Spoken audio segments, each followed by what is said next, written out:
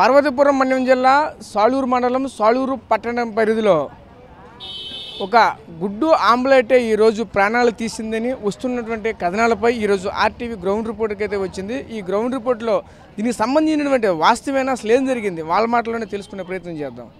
ప్రస్తుతం ఒక గుడ్డు ఆమ్లెట్ మాడిపోతే ప్రాణాలు తీసుకోవాలా అంటూ పలువురు అయితే చెప్పుకొస్తున్న పరిస్థితి కనిపిస్తుంది. అసలు ఇది వాస్తవమేనా? అసలు ఏం జరుగుతుంది?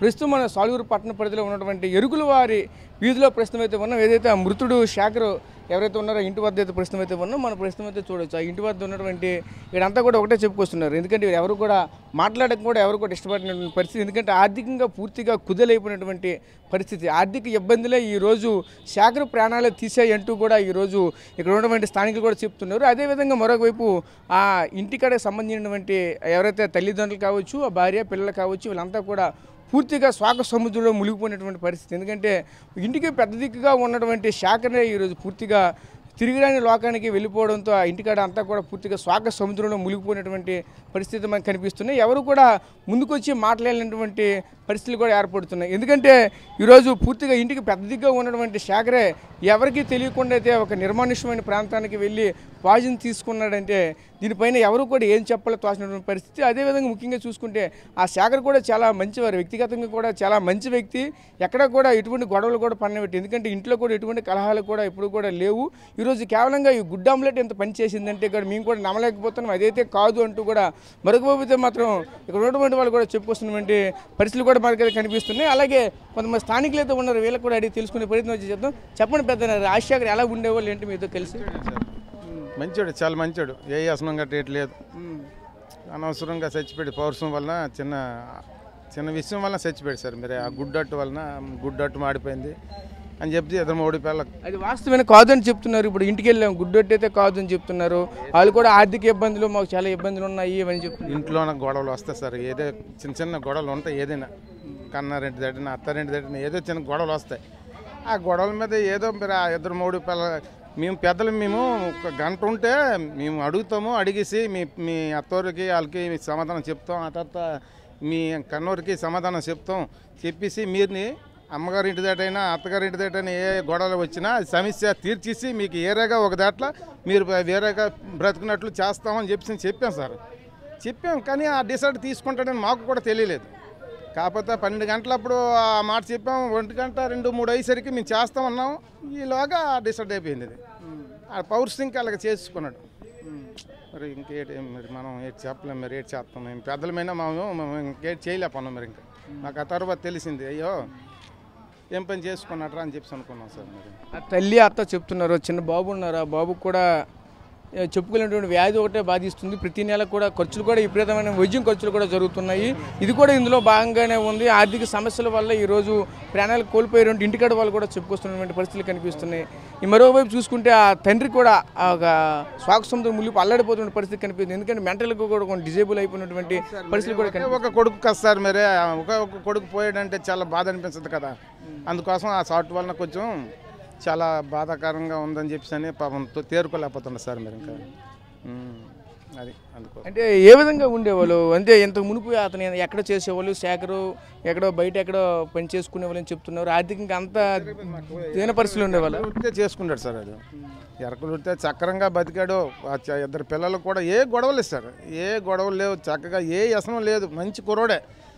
వీధిలో ఉన్న కుర్రోళ్ళు అందరూ ఫ్రెండ్షిప్గా చేశారు. చాలా బాధపడ్డారు.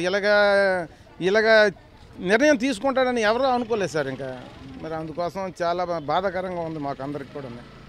ఎందుకంటే వయసు చూసిన సరే 24 సంవత్సరాల పిల్లడు. అదేవిధంగా మరోవైపు పిల్లలు కూడా చిన్న పిల్లలతో ఉన్నారు, పాప బాబు. ఆ ఇంటి దగ్గర చూస్తుంటే చాలా ఇబ్బందికరంగా కనిపిస్తుంది. వాళ్ళు కూడా ఎవరితో మాట్లాడలేని పరిస్థితి కనిపిస్తుంది. చాలా హైపర్ సెన్సిటివ్గా కనిపిస్తుంది. ఇంకోటి ఏంటంటే లోపలికి వెళ్తే చూరు అంతా కూడా గొడవలు పడుతున్న నేపథ్యం కూడా కనిపిస్తుంది. దీన్ని ఎందుకని చేత వాళ్ళకి ఇప్పటికీ కూడా గొడవలు కంటిన్యూగా వస్తున్నాయి. ఎందుకంటారు? మీరు ఎందుకంటారంటే మరి పిల్లడు అనవసరంగా పోయాడో అని చెప్పేసి వాళ్ళకి పౌరుషం. మీరు అత్తరు మరి వచ్చేసారని చెప్పానంటే మరి పెద్దలకి అట్లా పెట్టి అడిగిస్తాం అనుకుంటే ఈ నిర్ణయం తీసుకున్నాడని చెప్పాను. వాళ్ళ బాధలు వాళ్ళు, వీళ్ళ బాధలు వీళ్ళు ఉన్నారు సార్. అది మరి ఆ పాప ఎక్కడ ఉన్నారు? ఆ పాప పరిస్థితి రానున్న రోజుల్లో, ఎందుకంటే ఇంటికి ఉన్నటువంటి పెద్ద కోల్పోయారు. ఆవిడికి ఇప్పుడు ఏం తోచలేని పరిస్థితి. ఇప్పుడు చిన్న పిల్లలతో ఉన్నారు. రానున్న రోజుల్లో ప్రస్తుతం ఆ భార్య పరిస్థితి ఏంటి, ఏ విధంగా ఉండబోతారండి? మరి వాళ్ళ అత్తోరింటి దట్ట ఉంటుంది సార్. మీరు ఇంకా వాళ్ళైనా కన్నూరైనా ఏడ్ చేయగలరు. ఇంకా వాళ్ళ అత్తోరింటి దట్ట ఉంటారు. మరి ఆ పిల్లడినే మరి కొడుకులాగా చూసుకుంటాడు ఆ ముసలోడు. మరి ఇంకేటి, మరి కొడుకు పోయాడు, చెట్టు అంటే కొడుకు పోయాడు, మరి బాధాకరంగా ఉంటుందా? మరి అందుకోసం ఆ పిల్లడినే కొడుకులాగా చూసుకుంటాడు. మరి ఇంకా మీరు పెద్దలమైనా మేమైనా అదే నిర్ణయం చేస్తాం.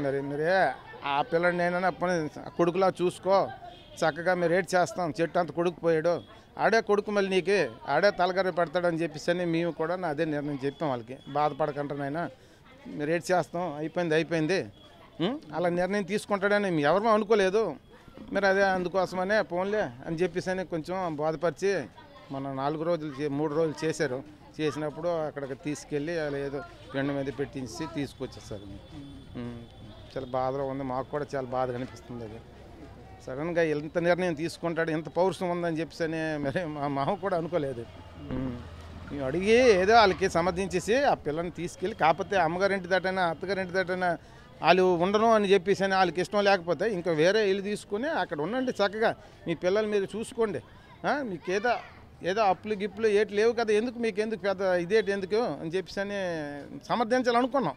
కానీ మా చెప్పే చాయిస్కి మేము అతను ఉన్నాడు కాదు. అది ఒక 2 గంటలు 4 గంటలు అప్పుడు మేము అక్కడ పెట్టేసి పంచాయతీలోనే మరి బాబా ఏట్రా ఎందుకు గొడవ పడుకుంటారు, ఏటి మంచి చెడ్డ ఏదే మేము అడుగుతాం, ఏటి చెప్పండి అని చెప్పేసి అంటే ఆ పిల్ల చెప్పును చెప్పును ఎందుకు గొడవ పడుకుంటారు, దేనికోసం గొడవ పడుకుంటారు అని చెప్పి మరి అప్పుడు దాకా టైం తీసుకోలేదు. వీడు పక్కకి నీ నిర్ణయం తీసుకున్నాడు. ఆ తర్వాత మాకు షార్ట్ వచ్చినట్టు నీరేటి ఇది ఎలాగైపోయింది, ఎందుకు ఎంత నిర్ణయం తీసుకున్నాడు ఏంటి అని చెప్పి మేము పరిగెట్టాం. వెంటనే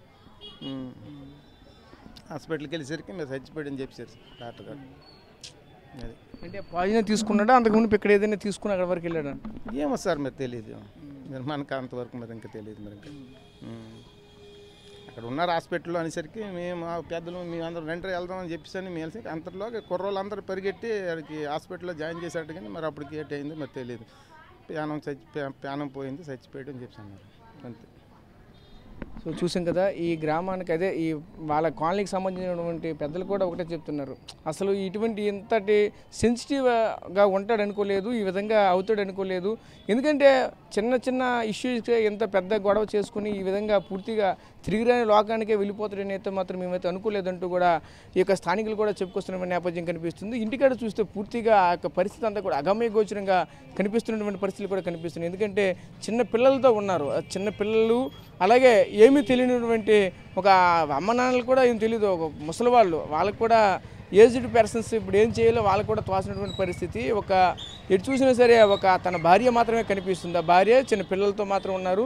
రానున్న రోజుల్లో వాళ్ళ భవిష్యత్తు ఏంటని కూడా ఎవరికి కూడా తెలియనటువంటి పరిస్థితి. ముందుగా చూసుకుంటే మరోవైపు స్థానికులు కూడా అంటున్నారు, ప్రభుత్వం ఏదో ఒక విధంగా కొంచెం ఆదుకుంటే బాగుంటుంది అంటూ కూడా మరోవైపు చెప్పుకొస్తున్నారు. ఎందుకంటే ఆ పిల్లడికి కూడా అనారోగ్యపరంగా అయితే ఎన్నో సమస్యలు అయితే ఉన్నాయి.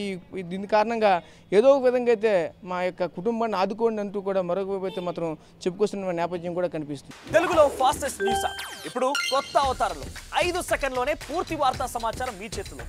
సోషల్ మీడియా ట్రెండ్స్ మీ కళ్ళ ముందుకే live TV and voice search options తో ఇప్పుడే డౌన్లోడ్ చేయండి. యాప్ లింక్ డిస్క్రిప్షన్ లో ఉంది.